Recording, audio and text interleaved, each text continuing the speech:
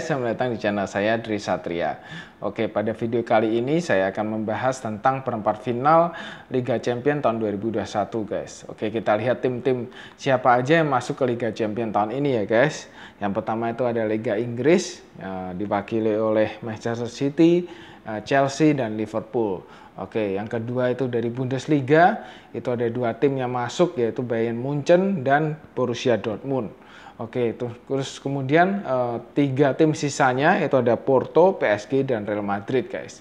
Tahun ini nggak ada satupun tim dari Liga Italia yang masuk ke perempat final Liga Champions guys. Ini membuktikan bahwa tim-tim dari Liga Italia itu kurang cukup kuat untuk masuk ke perempat final Liga Champions guys. Kalau secara peringkat, Liga Italia itu sekarang peringkatnya itu nomor 4 guys. Jadi yang pertama itu Liga Inggris, yang kedua itu La Liga, Liga Spanyol, yang ketiga itu Bundesliga, Liga Jerman, dan yang keempat baru Liga Italia guys, Serie A. Oke, biasanya itu Juventus masuk, tapi kemarin Juventus berhasil disingkirin oleh Porto sehingga Juventus juga nggak masuk. Dan tahun ini juga dari La Liga cuma ada Real Madrid guys. Jadi selama pandemi COVID-19 ini guys, La Liga juga terkena dampak yang cukup berat ya guys. Jadi seperti tim-tim kaya seperti Real Madrid, Barcelona itu mengalami keuangan yang cukup goyang guys gara-gara pandemi COVID-19 ini guys, sehingga kekuatan tim mereka juga melemah guys. Malahan tahun ini dari Bundesliga ada dua tim yang lolos yaitu Bayern Munchen dan Borussia Dortmund guys. Jadi La Liga ini untuk sementara sih kalau menurut saya sih melemah guys. Jadi dan Inggris, di Liga Inggris ini kan tim-timnya itu pemiliknya juga kaya-kaya guys. Jadi kayak Chelsea, Manchester City itu kan punya pemilik yang kaya-kaya sehingga mereka terkena dampak COVID juga memang terkena dampak, tapi karena pemiliknya kaya jadinya ya tetap bisa survive guys. Oke, kita membahas pertandingan di perempat final Liga Champions ini ya guys. Oke, yang pertama Manchester City lawan Borussia Dortmund guys. Kalau Manchester City lawan Borussia Dortmund ini saya menjagokan Manchester City guys, karena Manchester City tahun ini tuh kuat sekali guys. Jadi dia di Liga pun itu peringkatnya juga bagus. Jadi Manchester City itu punya selisih poin saat ini 14 poin dari MU di peringkat 2 guys. Jadi dia itu melenggang sendirian di puncak klasemen Liga Inggris guys. Jadi tahun ini tuh memang kesempatannya Manchester City untuk mendapatkan Liga Champions guys, karena tahun ini mereka kuat sekali. Jadi dalam segi permainan, dalam segi kualitas pemain mereka itu tahun ini tuh hebat sekali guys. Jadi Manchester City ini, kalau saya sih awalnya itu menjagokan Manchester City lawan Munchen di final. Antara dua itu yang memenangkan Liga Champions guys. Tapi kalau lihat dari drawingnya, kemungkinan mereka ini bakalan ketemu di semifinal guys. Manchester City itu adalah salah satu calon kuat pemenang Liga Champions guys. Di Liga Inggris sekarang ini itu peringkatnya nomor 1 dengan selisih poin saat ini itu dengan Manchester United itu 14 poin di tempat kedua, yang artinya mereka itu melenggang sendirian di peringkat 1 guys. Jadi susah sekali untuk mengejar Manchester City tahun ini guys, karena mereka kuat sekali. Jadi secara permainan mereka itu bagus, secara kualitas pemain juga bagus, terus juga benchnya itu juga bagus-bagus guys mainnya. Jadi tahun ini itu merupakan tahun yang terbaik Manchester City bisa mendapatkan Liga Champions guys.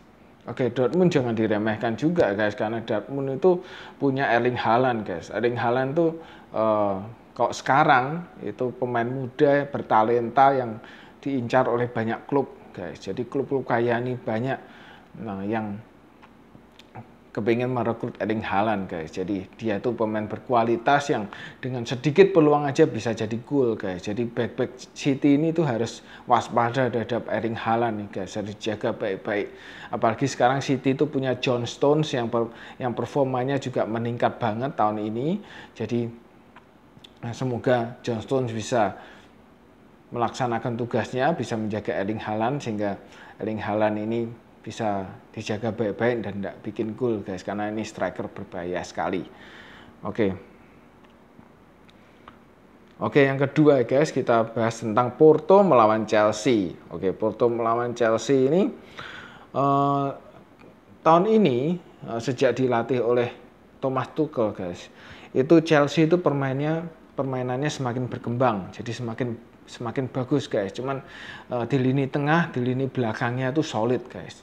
Terutama lini tengahnya itu ada Jorginho, Kante sama Kovacic itu mereka meskipun digonta-ganti ya duetnya ini, tapi tetap punya performa yang bagus guys. Jadi mereka punya lini tengah yang bagus, belakangnya juga bagus, kipernya juga bagus. Mereka kebobolan sedikit sekali sejak dilatih oleh Thomas Tuchel ini guys. Jadi cuma depannya aja yang kurang greget, yang kurang bisa bikin gol.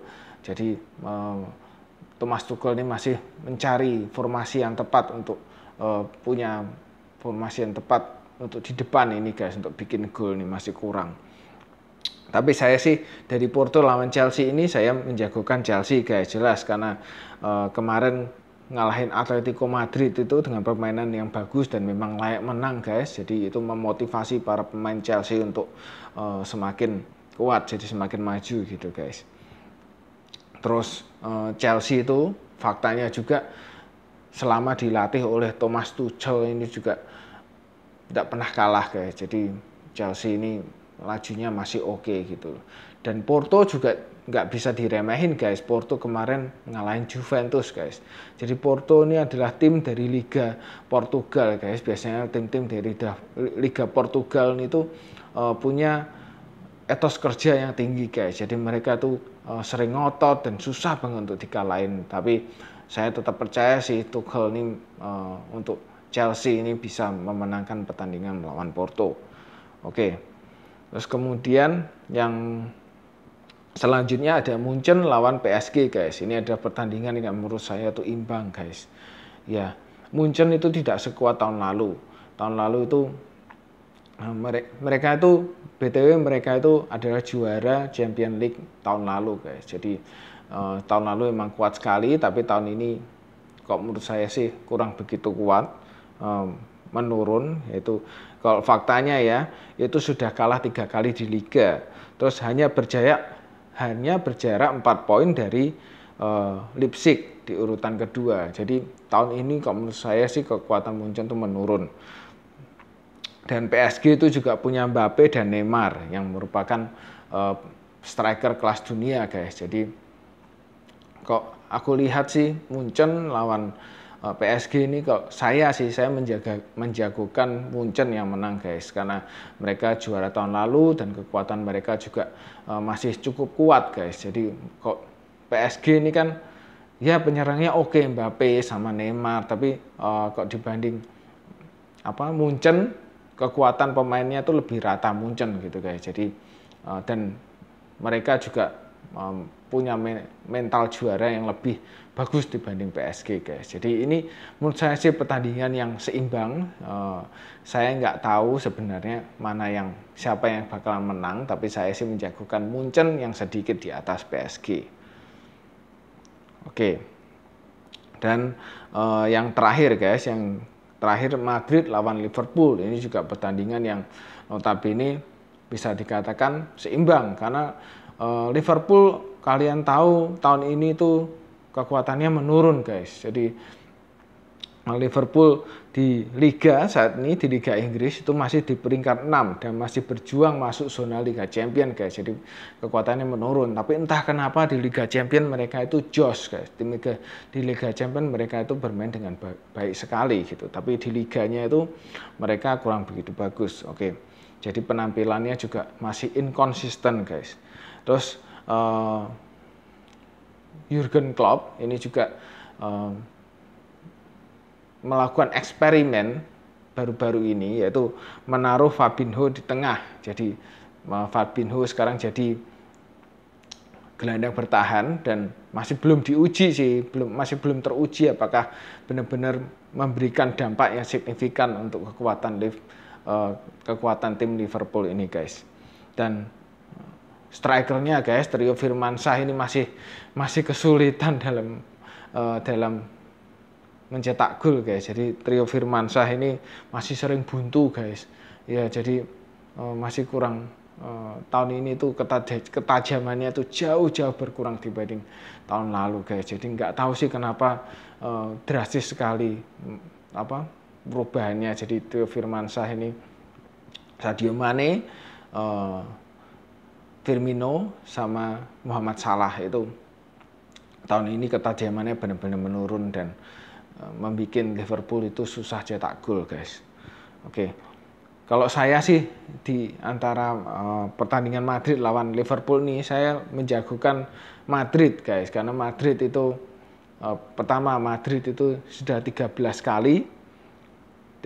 kali memenangkan Champions League guys, dan mereka punya mental juara yang kuat. Jadi mereka tuh langganan juara Champions League guys, jadi punya pengalaman yang lebih baik daripada, punya mental yang lebih baik daripada Liverpool.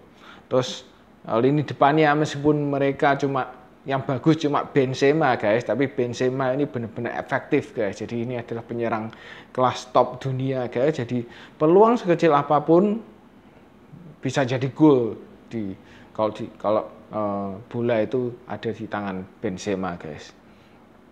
Terus ya mereka diisi dengan pemain-pemain tua seperti Benzema itu 33 tahun, di tengah itu ada Toni Kroos 31 tahun dan Luka Modric itu 35 tahun. Tapi lini tengah antara Toni Kroos dan Luka Modric itu guys itu masih benar-benar kuat, masih benar-benar padu.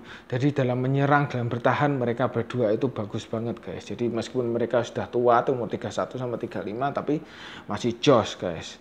Oke, terus kemudian ada Sergio Ramos di belakang ini juga sudah berumur 34 tahun guys, tapi tetap punya kontribusi yang besar di Madrid guys. Jadi sosok leadershipnya itu kuat sekali Sergio Ramos guys. Jadi Sergio Ramos meskipun back tapi bisa membawa dampak yang besar bagi Real Madrid guys.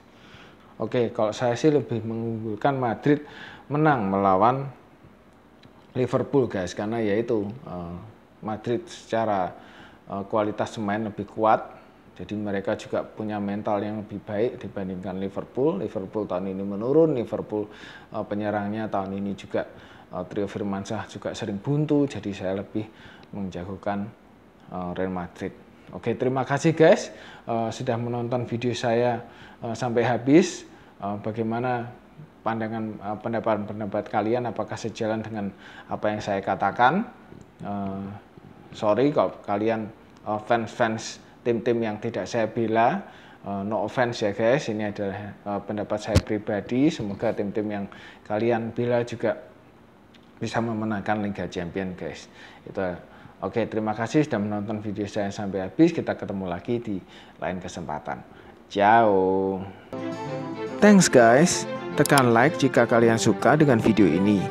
Jangan lupa subscribe dan aktifkan loncengnya ya, supaya saya lebih semangat untuk bikin video-video selanjutnya.